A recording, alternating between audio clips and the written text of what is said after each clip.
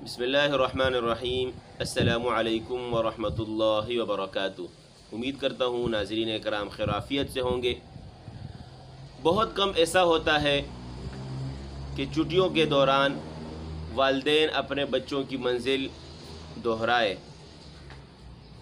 بنسبت اسکول کے کہ اگر بچے اسکول جا رہے ہیں تو والدین ان کے لیے اچھے ٹیوشن کا انتظام کرتا ہے، جہاں اگر ان کی فیس زیادہ بھی لگتی ہے تو اس کو دینے کے لیے وہ تیار ہوتے ہیں۔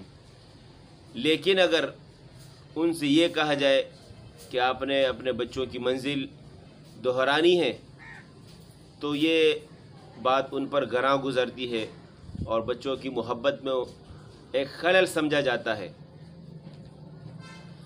پھر یہی لاڈ اور پیار جو بچوں کو ہم دے رہے ہیں ہمارے لیے آگے جا کر مشکل پیدا کرتا ہے، بچوں کے پاروں کے حوالے سے اور ان کے قرآن یاد کرنے کے حوالے سے۔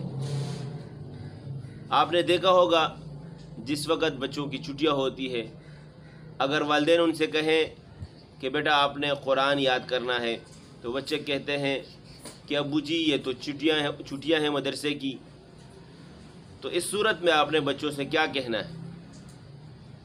آپ نے یہ کہنا ہے کہ بیٹا مجھے اچھی طرح معلوم ہے کہ چھٹیوں کا کیا مطلب ہے، فی الحال جو میں آپ کے ذمہ کام لگا رہا ہوں آپ نے وہ پورا کرنا ہے، اور اس کی منزل لگوا کر آپ خود بھی ان سے کہہ سکتے ہیں کہ آپ 1 پارہ 2 پارہ کر کے مجھے روزانہ سناتے رہیں۔